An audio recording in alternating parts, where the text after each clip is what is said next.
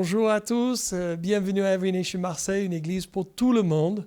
Et on voudrait vraiment vous accueillir dans la présence de Dieu avec nous. Il y a des gens partout à Marseille et même partout dans le monde qui sont en train de louer Dieu avec nous dans ce moment. C'est vraiment incroyable ce que Dieu est en train de faire, c'est de rassembler son corps partout sur la terre. Donc, rejoignez-nous avec notre louange vers Jésus-Christ aujourd'hui. Et on va juste commencer avec une prière. Merci Seigneur pour ce temps de louange, d'adoration. Merci Seigneur pour ce temps de vraiment focaliser sur toi et vraiment purifier nos cœurs, nos motivations. Seigneur, aide-nous de vraiment donner toutes les anxiétés dans nos cœurs, toutes les peurs, Seigneur. Aide-nous de lancer toutes ces choses sur toi et de nous laisser guider dans ton esprit et par ton esprit. Seigneur, je prie que tu souffles dans les cœurs de chaque personne aujourd'hui, qu'on puisse être rempli de ton esprit et vraiment amener la joie du Seigneur vers un monde qui a vraiment besoin de cette joie. Au nom de Jésus-Christ. Amen. Amen. OK, on y va.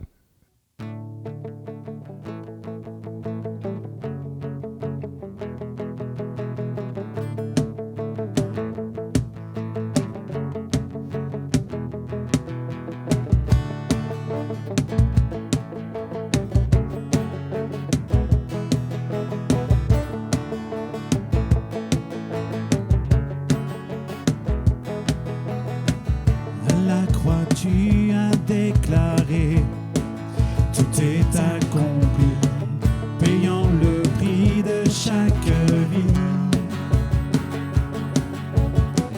La mort n'a pu te retenir, je sais que tu es ressuscité. Si t'es libéré, racheté, délivré, pardonné, je vivrai désormais pour toi. Libéré, racheté, délivré, pardonné, je vivrai désormais pour toi.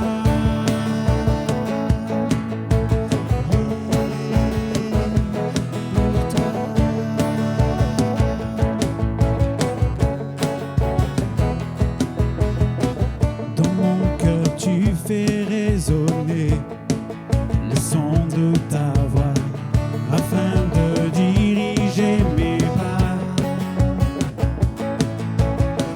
Tu es le rocher de ma foi, Dieu d'éternité, je te suivrai, libéré, racheté, délivré, pardonné, je vivrai désormais pour toi.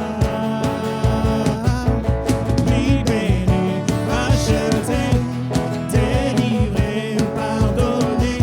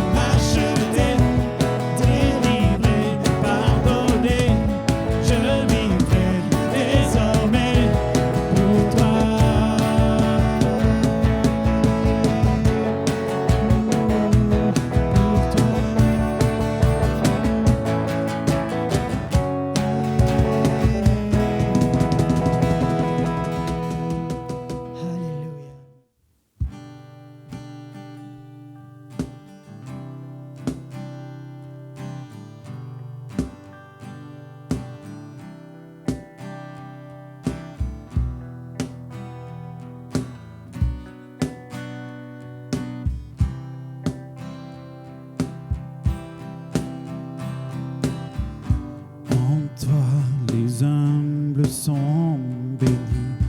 En toi, les faibles sont affermis. Les cœurs brisés, tu rétablis.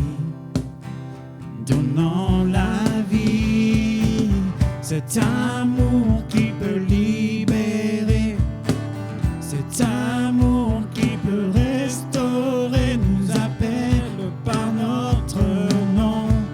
Tu nous appelles par notre nom. Ce Dieu qui créa tout l'univers, ce Dieu qui va mourir au calvaire, nous appelle par notre nom. Tu nous appelles par notre nom.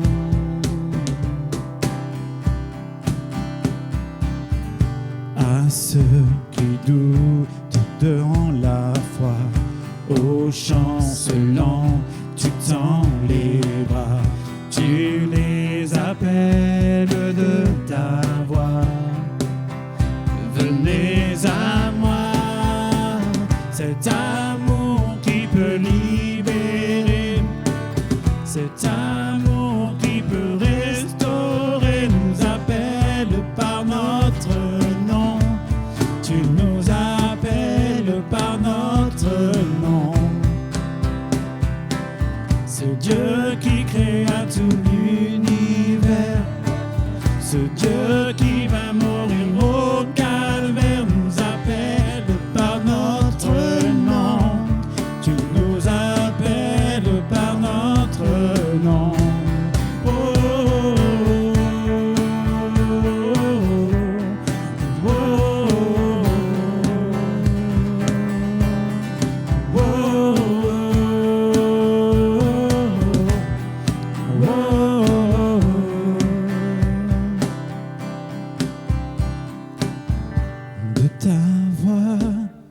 de ta voix, tu nous appelles à la croix.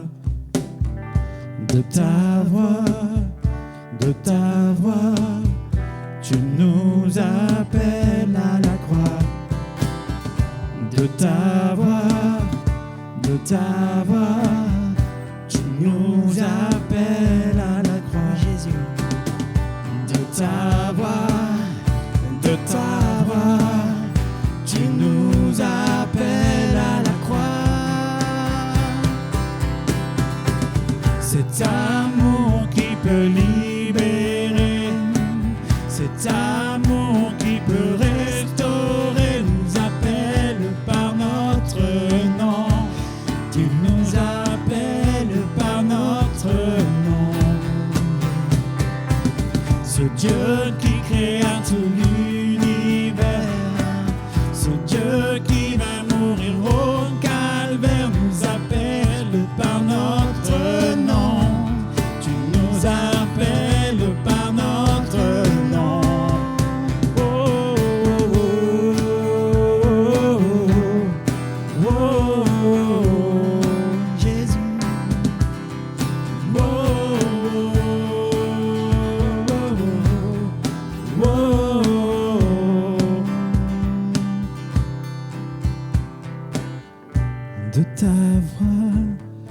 De ta voix, tu nous appelles à la croix. De ta voix, tu nous appelles à la croix.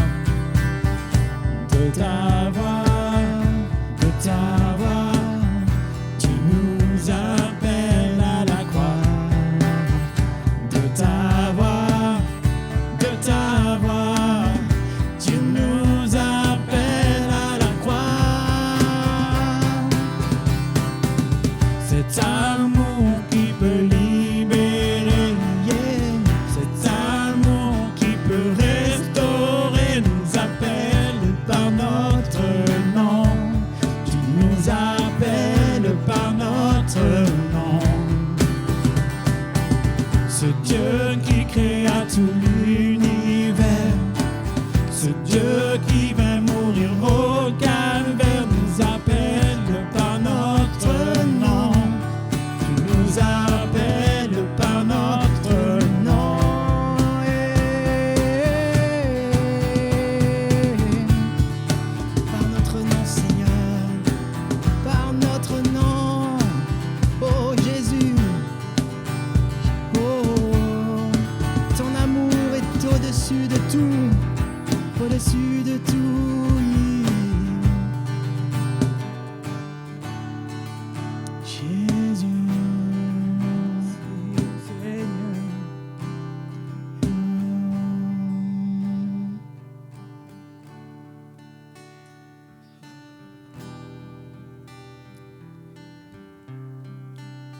Jésus, merci.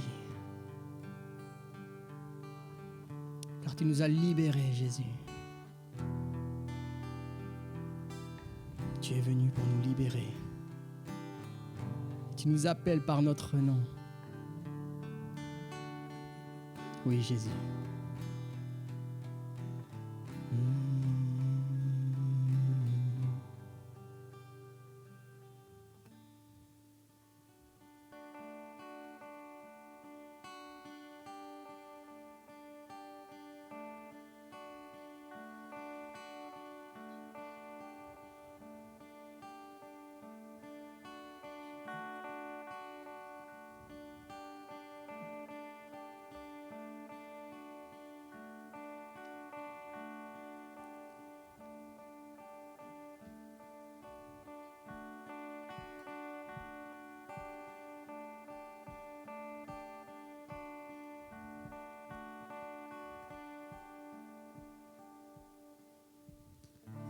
Tu étais là dès la création, Fils unique du Dieu très haut. Le mystère de ta gloire révélé en toi, Christ, notre Seigneur. Oh, ce nom est si merveilleux, oh, ce nom est si merveilleux.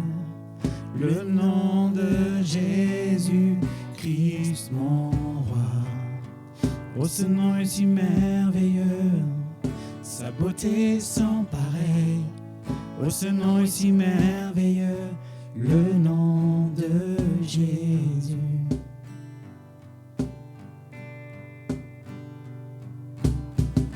Tu n'as pas voulu les cieux sans nous. Alors Jésus, tu es venu. Ton amour a vaincu mon péché. Plus rien ne peut nous séparer. Oh, ce nom est si glorieux. Oh, ce nom est si glorieux.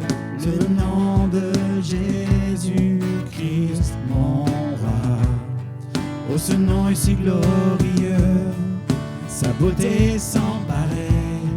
Oh, ce nom est si glorieux, le nom de Jésus. Oh, ce nom est si glorieux, le nom de Jésus.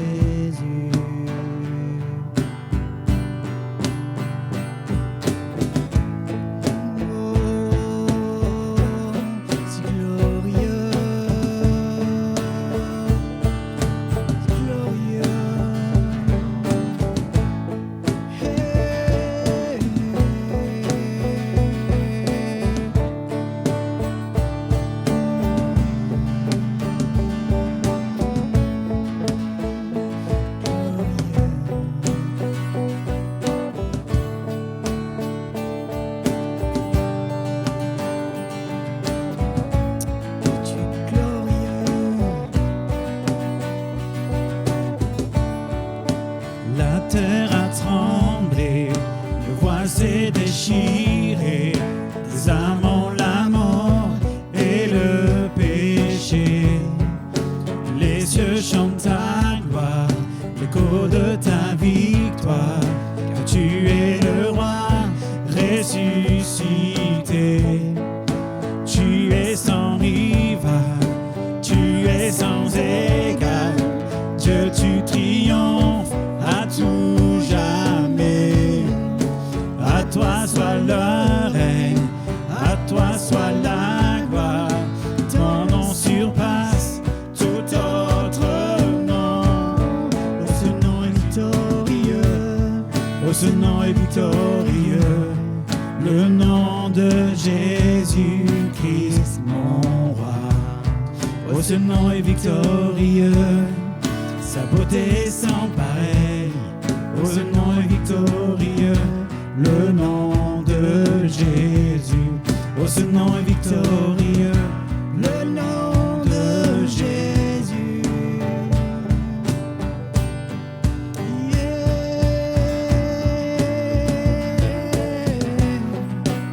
Tu es victorieux, tu es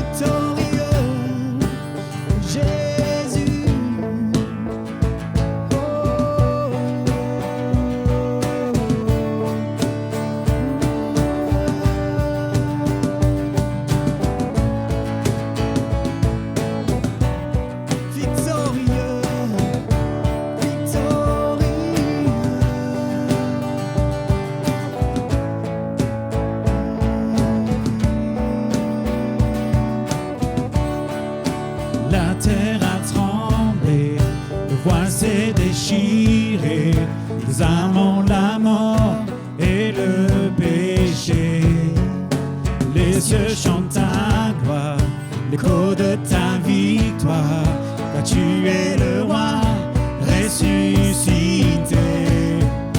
Tu es sans rival et tu es sans égal. Tu te triomphes à tout jamais. À toi soit le règne, à toi soit la gloire. De ton surpasse tout autre nom. Oh, ce nom est victorieux, oh, ce nom est victorieux. Le nom de Jésus-Christ, mon roi. Oh, ce nom est victorieux, sa beauté sans pareil. Oh, ce nom est victorieux, le nom de Jésus. Oh, ce nom est victorieux, le nom de Jésus.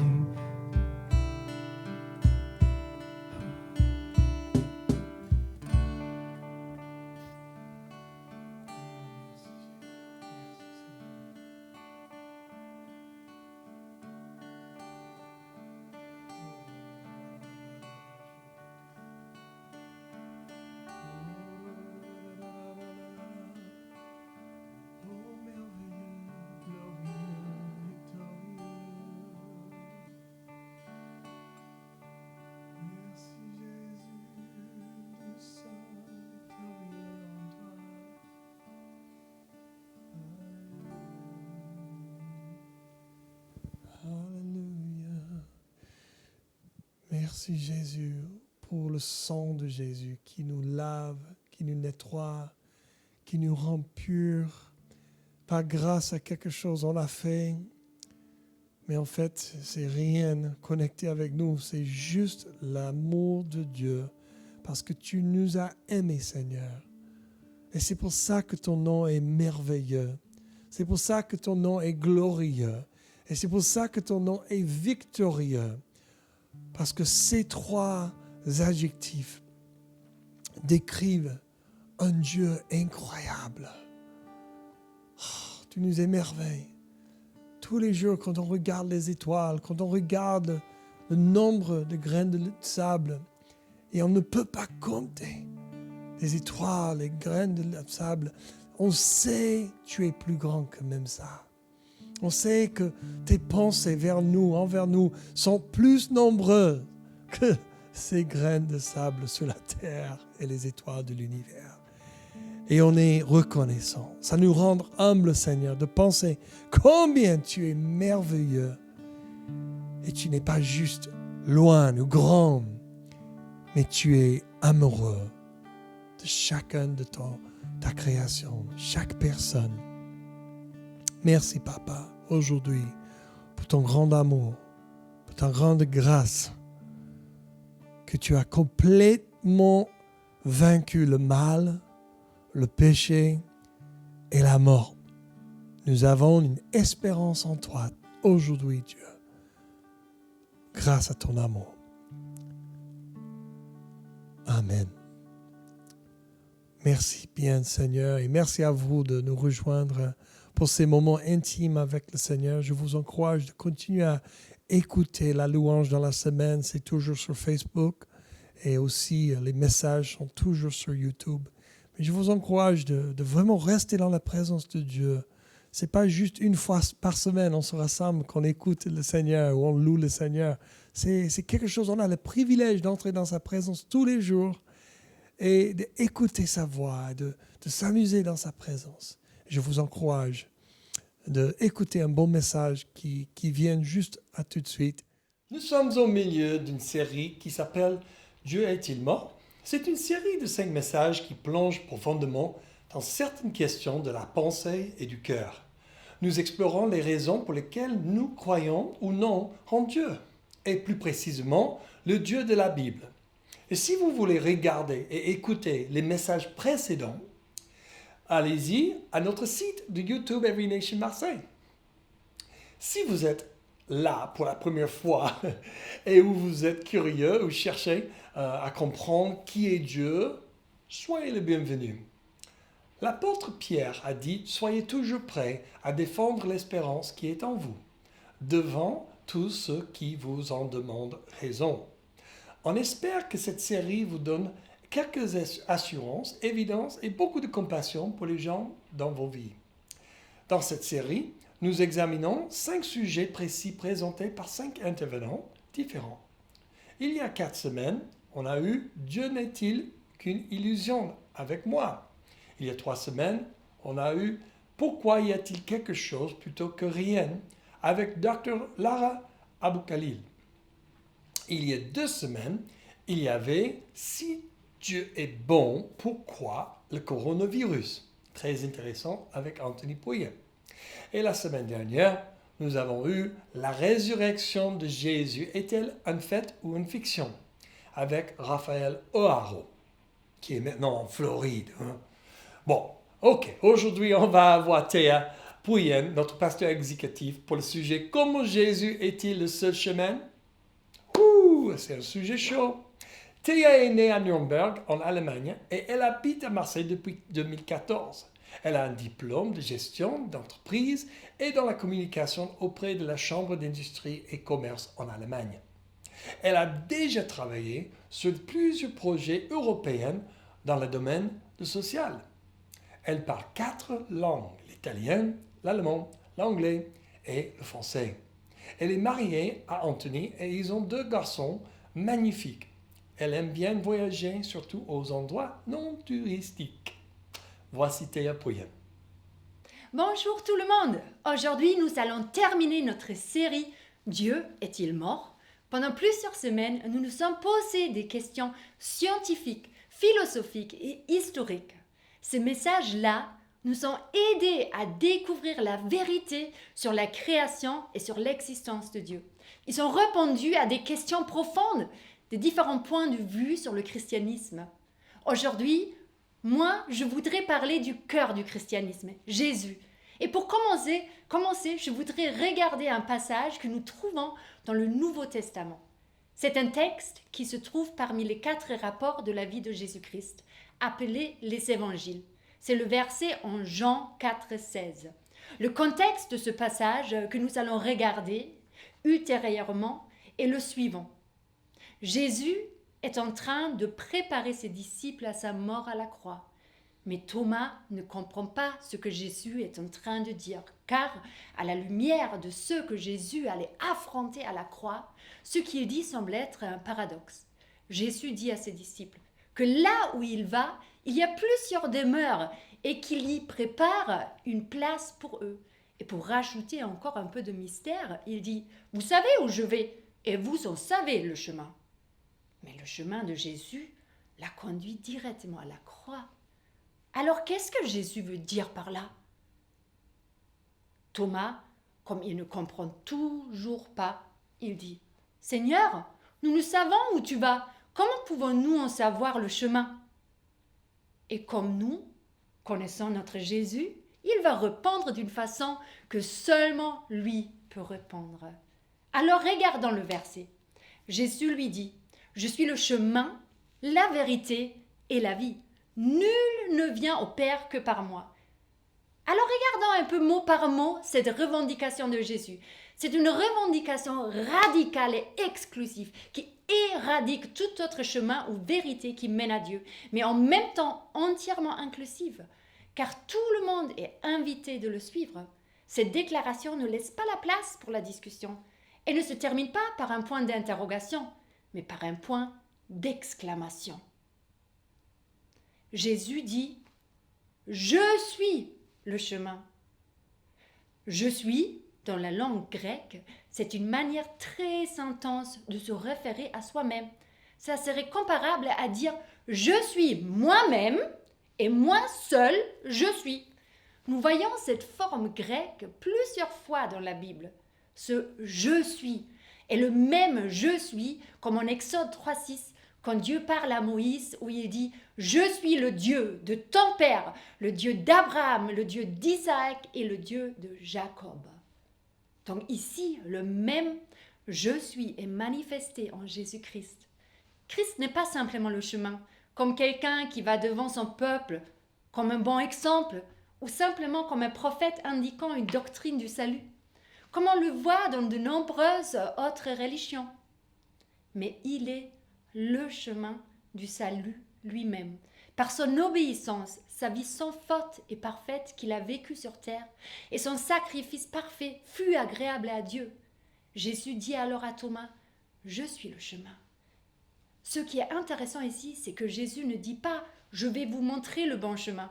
Il ne dit pas non plus « Je connais la bonne voie », car de nombreux fondateurs religieux ont dit cela. Au contraire, il dit simplement « Je suis le chemin » et est donc fondamentalement différent d'un fondateur religieux classique. En disant « Je suis le chemin », il répond directement à la question « Comment puis-je être sauvé ?» La réponse est simple, par Jésus lui-même. C'est lui dont nous avons besoin pour atteindre le Père. Jésus, le chemin, doit être utilisé. Beaucoup de religions enseignent de lever nos yeux vers un but ultime, de poursuivre un idéal à atteindre, comme une échelle qu'il faut monter et monter afin d'atteindre la sainteté parfaite, des choses qu'il faut accomplir pour Dieu, les 5 piliers de l'islam, les 12 étapes de bouddhisme au ciel, etc., etc. Mais le christianisme renverse cela. La Bible nous parle d'un Dieu qui descend du ciel pour faire quelque chose pour nous.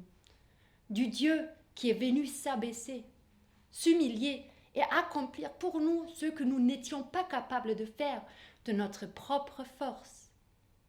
Payer le prix de notre propre faute et désobéissance. Nous ne devons pas monter vers Dieu, mais Dieu en Jésus-Christ est venu à nous. Maintenant, nous allons voir que Jésus ne dit pas seulement être le seul chemin, mais aussi la seule vérité. Il dit alors « Je suis la vérité ». Mais n'est-ce pas arrogant ce qu'il dit Jésus? Et en fait, c'est quoi la vérité? Nous vivons dans un temps où le mot fake news est dans toutes les bouches, où les réseaux sociaux partagent des hoax, des fausses infos, et nous sommes submergés par des journaux qui publient leurs opinions. Comment savoir alors où trouver la vérité? Qui dit la vérité? Le président Trump a-t-il vraiment perdu les élections? Est-ce que le coronavirus est-il vraiment si dangereux qu'on veut nous le faire croire? Pourquoi croyons-nous ce que nous croyons? Parce que nous faisons confiance aux médias? À notre gouvernement? Regardons quelques exemples. Je voudrais commencer avec une histoire qui se passait en 1517. La plupart des chrétiens croyaient qu'il fallait payer des indulgences afin d'être pardonnés. Il s'agit des aumônes que le clergé catholique a pris l'habitude de récolter contre la promesse d'un allègement des peines qui atteint les pécheurs au purgatoire. On pourrait dire un paradis. Ces collectes ont été relancées par le pape Léon dans le but de reconstruire Sainte-Pierre de Rome dans le goût fastueux de la Renaissance italienne. Pour la plupart des gens qui ne savaient pas lire le latin, cela était biblique. Et juste car les gérants des églises de l'époque pratiquaient ceci, c'était vrai et juste à leurs yeux. Jusqu'au jour où un jeune homme de 34 ans, nommé Martin Luther, a dénoncé les mauvaises pratiques de l'église catholique de l'époque.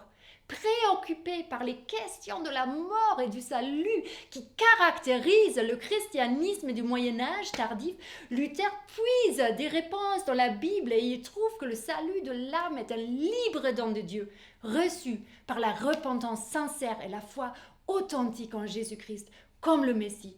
Si Luther n'avait pas eu un style de vie, de lire la parole et de prier, une intimité avec Dieu et des révélations de son esprit, la plupart des gens auraient continué de croire qu'il faut payer pour recevoir le pardon pour lequel Jésus est déjà allé à la croix. La vérité répandue de l'époque ne correspondait pas à la vérité finale qui vient de Dieu. Je connais quelqu'un qui est actuellement dans un contexte qui correspond beaucoup à celui du Moyen-Âge. Exactement ce que nous voyons dans l'histoire de Luther. Il se trouve à Wallis, une petite île française, où il y a la majorité de la population est catholique. Sur cette île, il existe la traduction de la Bible en langue wallisienne. Malgré ce fait-là, l'Église correspond au peuple qu'il ne faut pas lire la Bible, mais seulement écouter les enseignements du pape et qu'il n'est pas nécessaire de puiser soi-même dans la parole de Dieu. Voyez-vous comment la vérité est cachée, comme ce qui est important reste comme un trésor accessible uniquement aux prêtres. Selon Wikipédia, en 1994, un homme nommé Berlusconi a débuté en politique en Italie. Cependant, ce même était propriétaire de la totalité des chaînes nationales de télévision privées, une position qu'en France, on ne lui aurait jamais permis d'acquérir. Après chaque victoire électorale, il a obligé la RAI, la chaîne publique, à changer les directeurs des chaînes des journaux télévisés qui sont désormais à sa botte. Imaginez la vérité publiée par une telle présence médiatique. Et pour faire le lien avec ce que nous vivons aujourd'hui, n'est-il pas paradoxal que nous avions accès à la presse libre, aux journaux et aux médias ces derniers temps pendant le confinement? Cependant, l'achat des livres, et y inclut la Bible et des livres théologiques, etc., sont estimés non essentiels. Où trouvons-nous la vérité? Nous avons tous une vérité qui nous est présentée par notre entourage, par les journaux que nous lisons, par les gens avec lesquels nous passons du temps. Une vérité qui est liée à notre vécu, à notre arrière-plan et notre culture. Mais Jésus vient et il dit « Moi, je suis la vérité, par excellence ». Autrement dit, il n'y a aucune autre vérité que lui. Regardons maintenant l'histoire d'un médicament. Selon Wikipédia, en 1956, Grünthal commercialise d'abord le thalidomide sous l'appellation Gripex, un médicament contre la grippe. À partir du 1er octobre 1957, Grünthal commercialise le thalidomide sous l'appellation Contergan comme hypnotique. En 1958, il lance une campagne publicitaire de grande ampleur. La société adressa un courrier à 40 000 médecins pour les inciter à prescrire le Contergan et notamment aux femmes enceintes. Très rapidement, le médicament fut mis en circulation dans la plupart des pays occidentaux, sous différentes dénominations. À l'époque, de nombreuses femmes faisaient confiance à leurs médecins et aux prescriptions, à la vérité, comme quoi ce médicament ne faisait aucun dommage au bébé qu'elles attendaient. Des années plus tard, un énorme scandale médical, éthique et juridique a été dévoilé. De nombreux enfants sont nés avec des graves malformations et handicaps causés par le médicament. Et encore une fois, je souhaite faire le lien. Savons-nous vraiment en quoi consiste un nouveau vaccin contre le Covid? Connaissons-nous la vérité sur ce qui va devenir le nouveau normal? Quelle est la vérité que je crois? Les médias? Les médecins?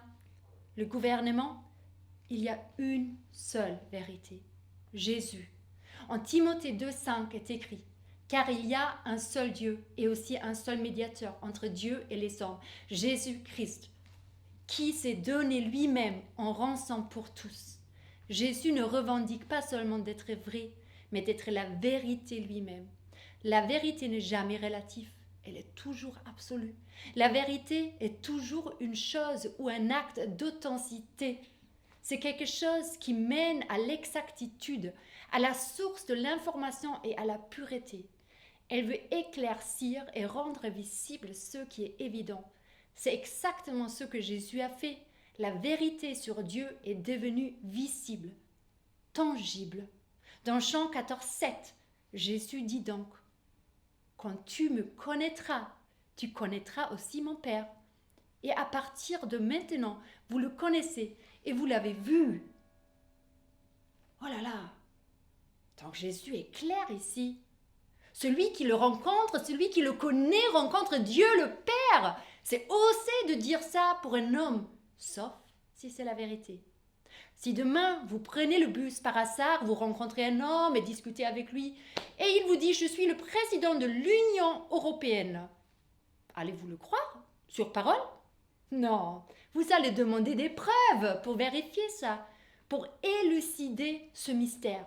Dans Colossiens 2, 2, 3, Paul nous dit « Je combats ainsi afin que, unis dans l'amour, ils soient encouragés dans leur cœur et qu'ils soient enrichis d'une pleine intelligence pour connaître le mystère de Dieu, aussi bien du Père que de Christ. C'est en lui que sont cachés tous les trésors de la sagesse et de la connaissance. Ce verset ne dit pas dans lequel il y a beaucoup de trésors, mais en qui tous les trésors de la vérité et de la connaissance sont cachés. Alors mieux je connais le Fils, mieux je connais le Père, car tous les trésors et connaissances qui sont cachés en Dieu se trouvent en Christ. Waouh! Ça ne vous donne pas envie de mieux connaître Jésus? Mais ça soulève beaucoup de questions. Comment se fait-il que l'islam ou le bouddhisme ne soit pas le seul moyen? Beaucoup pensent qu'il y a de nombreuses façons de se rendre à Dieu. Y a-t-il de la vérité dans le bouddhisme ou dans l'islam? Oui, parce que toute vérité vient de Dieu, comme nous voyons dans Proverbe 2,6. En effet, c'est l'Éternel qui donne la sagesse. C'est de sa bouche que sortent la connaissance et l'intelligence. Nous voyons qu'il y a beaucoup de connaissances et d'intelligence dans d'autres religions. Mais alors, comment quelqu'un peut-il savoir ce qui est vrai, ce qui est faux? Lisons ce passage dans 1 Corinthiens 2, versets 9 à 12. Mais comme il est écrit, ce sont des choses que l'œil n'a point vues, que l'oreille n'a point entendues, et qui ne sont point montées au cœur de l'homme, des choses que Dieu a préparées pour ceux qui l'aiment. Dieu nous les a révélées par l'Esprit, car l'Esprit sonde tout, même les profondeurs de Dieu. Lequel des hommes en effet connaît les choses de l'homme, si ce n'est l'esprit de l'homme qui est en lui? De même, personne ne connaît les choses de Dieu, si ce n'est l'esprit de Dieu. Or, nous n'avons pas reçu l'esprit du monde, mais l'esprit qui vient de Dieu, afin que nous connaissions les choses que Dieu nous a données par sa grâce. L'apôtre Paul nous dit qu'il y a l'esprit de l'homme qui connaît les choses des hommes et l'Esprit de Dieu qui nous fait connaître les choses de Dieu. Donc c'est l'Esprit de Dieu, son Saint-Esprit, qui va nous permettre de connaître la vérité. Mais comment avoir le Saint-Esprit? Comment recevoir l'Esprit de Dieu? Paul parle ici des chrétiennes de l'église de Corinthe et il explique au verset 12 que les chrétiens n'ont pas reçu l'Esprit du monde, mais l'Esprit de Dieu. Tout cela nous ramène à Jésus. C'est lui qui avait annoncé qu'après sa mort et sa résurrection, il enverrait une puissance sur ceux qui croient. Jésus a dit que tous ceux qui se répandent et croient en lui reçoivent sa vie et cette puissance qui vient de Dieu, son Saint-Esprit. Et nous voyons que cela a été confirmé dans les Actes des Apôtres. Le Saint-Esprit est descendu sur les croyants à la Pentecôte et ils ont reçu pas seulement une vérité intellectuelle, mais la vérité de Dieu, que Jésus est réellement le seul chemin, la seule vérité que Dieu a envoyée pour sauver le monde. Donc Jésus dit qu'il est le chemin, la vérité, mais aussi la vie. Parlons alors de la vie. Jésus est l'auteur et le donateur de la vie, naturelle, spirituelle et éternelle. Grâce à lui, nous pourrions vivre éternellement et c'est ce qu'il est venu nous donner gratuitement. Il est venu accomplir ce qui était impossible pour l'homme. Il est impossible pour l'homme d'accomplir totalement la loi de Dieu. Sans Jésus donnant sa vie à la croix, on aurait dû faire face à la condamnation et la mort. Voilà pourquoi il est le chemin qui mène à la vie éternelle. En Galates 2,20, Paul le résume ainsi. J'ai été crucifié avec Christ. Et si je vis, ce n'est plus moi qui vis, c'est Christ qui vit en moi. Si je vis maintenant dans la chair, je vis dans la foi au Fils de Dieu qui m'a aimé et qui s'est livré lui-même pour moi. Nous savons alors maintenant que Jésus est le seul chemin, la seule vérité et la vie. Mais comment Jésus peut-il me sauver et pourquoi j'ai besoin de ça? Au début, Dieu a créé l'homme. Il pouvait rester pleinement en sa présence, sans crainte. Tout était parfait. Mais lorsque l'homme a désobéi à Dieu, en mangeant le fruit de l'arbre de la connaissance du bien et du mal, le péché s'est introduit dans le monde.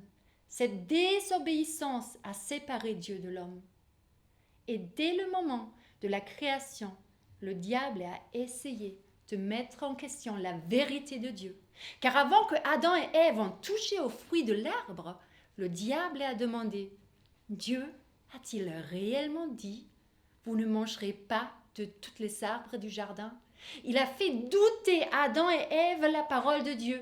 Et comme c'est marqué que le serpent était l'animal le plus rusé, il savait qu'il fallait mettre en question que Dieu dit la vérité. Et il a réussi. Dieu, qui est entièrement saint et juste, ne pouvait pas faire autrement que se séparer de l'homme qui a péché. Pourquoi? Car l'imperfection et le péché ne pouvaient pas coexister avec lui. N'est-il pas intéressant que ce drame, avec un impact inexplicable, commençait avec le fait que Adam et Ève ont mis en question la crédibilité de la vérité de Dieu? Cependant, Dieu est miséricorde et a promis de restaurer toutes ces choses. C'est pourquoi il a donné sa parole qu'il enverrait un sauveur, un Messie, qui délivrerait toute la création de l'esclavage du péché. Jusqu'à la mort et à la résurrection de Jésus, un offrande de sang était nécessaire pour venir dans sa présence. Rien ne pouvait rétablir la relation avec Dieu comme elle était dans le jardin Éden. Seulement après que Dieu a envoyé Jésus pour effacer nos péchés en mourant comme sacrifice parfait, tous ceux qui croient en Jésus peuvent maintenant se rapprocher à nouveau de Dieu. La parole de Dieu s'est effectivement réalisée. Dieu est devenu un homme en la personne de Jésus-Christ, comme on le voit en Jean 1, 14, 29. Jésus est finalement mort à notre place afin que nous puissions avoir une bonne relation avec Dieu. La Bible dit, Dieu était en Christ, réconciliant le monde avec lui-même, et il a fait péché pour nous qui ne connaissions aucun péché, afin que nous soyons rendus justice de Dieu en lui. Mais comment puis-je être certain du pardon et du rétablissement de la relation avec Dieu? En Jean 19, 30, on voit que tout est accompli. Et baissant la tête, Jésus rendit l'esprit.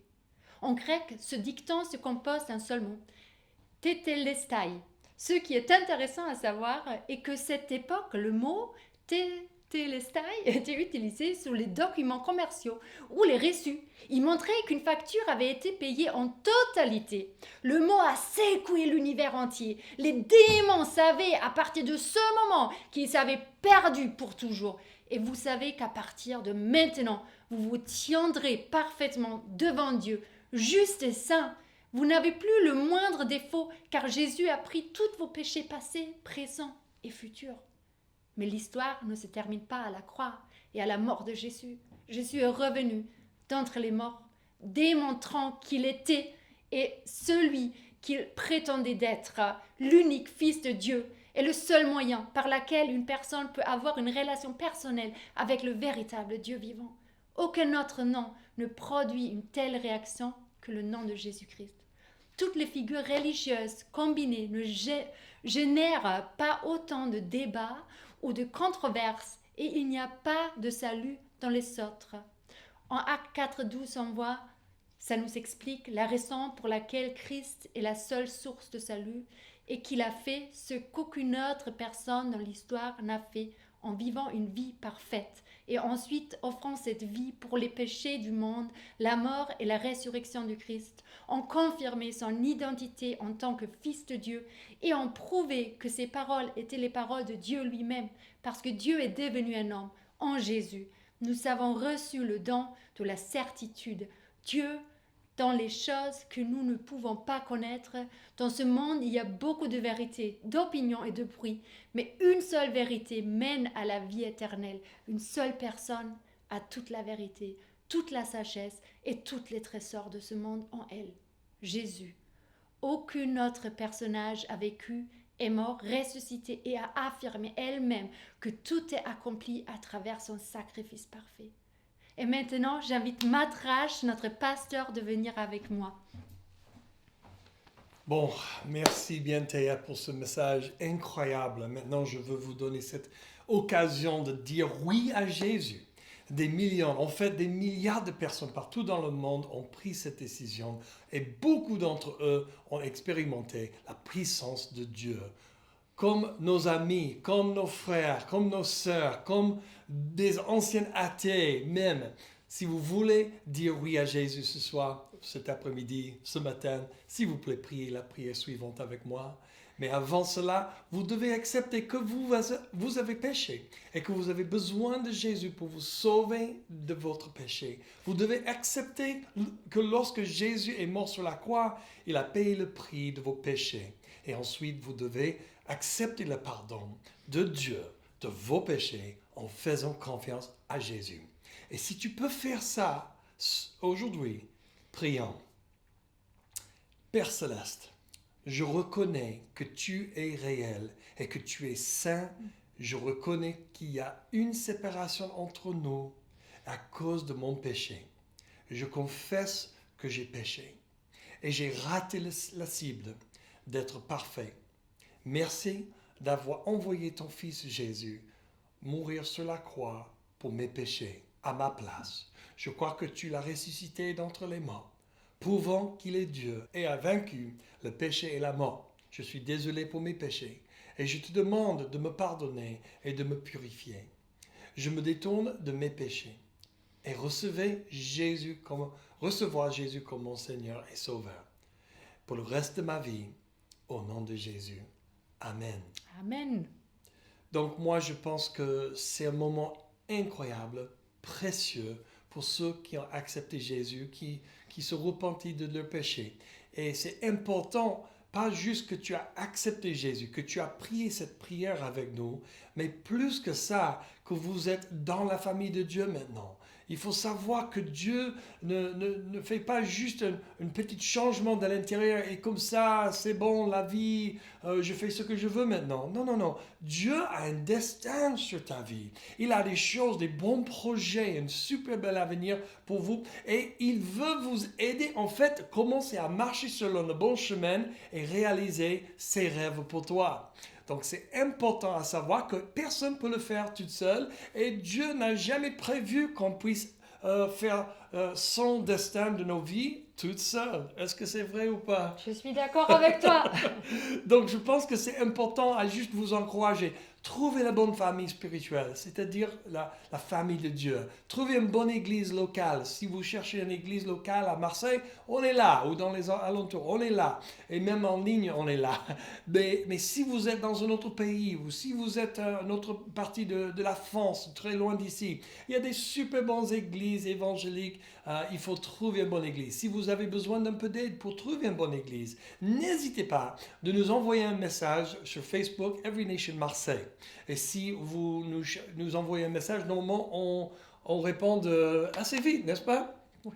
Donc moi, je pense que Dieu veut faire des grandes choses dans toutes nos vies. Si vous avez reçu Jésus aujourd'hui, s'il vous plaît, envoie-nous un message en disant « Oui, j'ai reçu Jésus-Christ aujourd'hui, j'ai donné ma vie à Jésus-Christ aujourd'hui. » Et si vous avez renouvelé votre foi en Jésus-Christ aujourd'hui, en priant cette prière avec nous, et vous êtes rassuré de votre foi en Jésus-Christ, envoie-nous un message, ou même juste un petit j'aime, quelque chose pour nous montrer que tu es avec nous, tu es avec Dieu, tu es avec la famille de Dieu maintenant. Amen.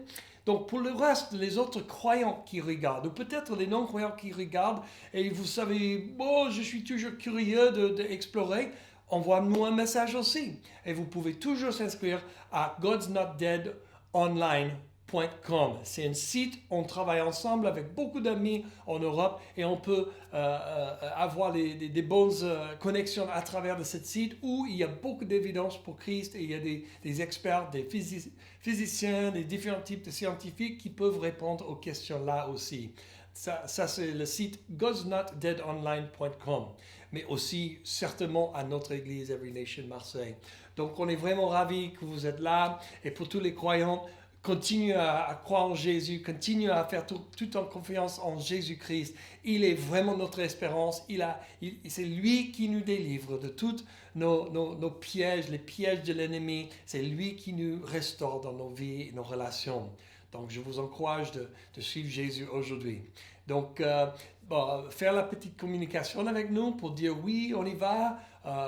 Peu importe ce que tu veux communiquer, on est là pour vous. On vous aime, on vous embrasse et on est content d'être vivants en France, dans le monde francophonie, avec l'évangile de Jésus-Christ qui sauve le monde, qui amène la paix.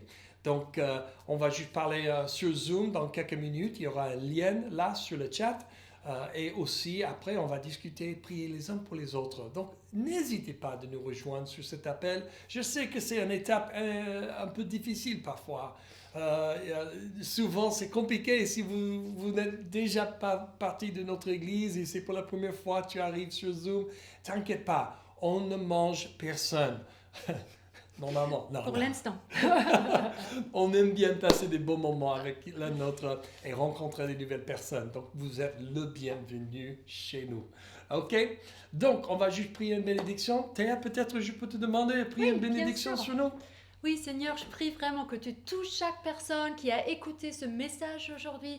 Merci, Seigneur, que tu poses ta main sur chaque personne qui regarde ou qui a regardé ce culte aujourd'hui. Je prie une bénédiction sur chaque personne. Je prie ta provision, Seigneur. Je prie la guérison, Seigneur. Merci, Père, que toi, tu donnes la vie éternelle, Seigneur, qu'en toi, il y a toutes choses. Et je prie que aujourd'hui, c'est un nouveau départ pour beaucoup entre ceux qui regardent ce message et que tu leur montres vraiment à quel point tu es bon, à quel point tu as des bons projets pour eux.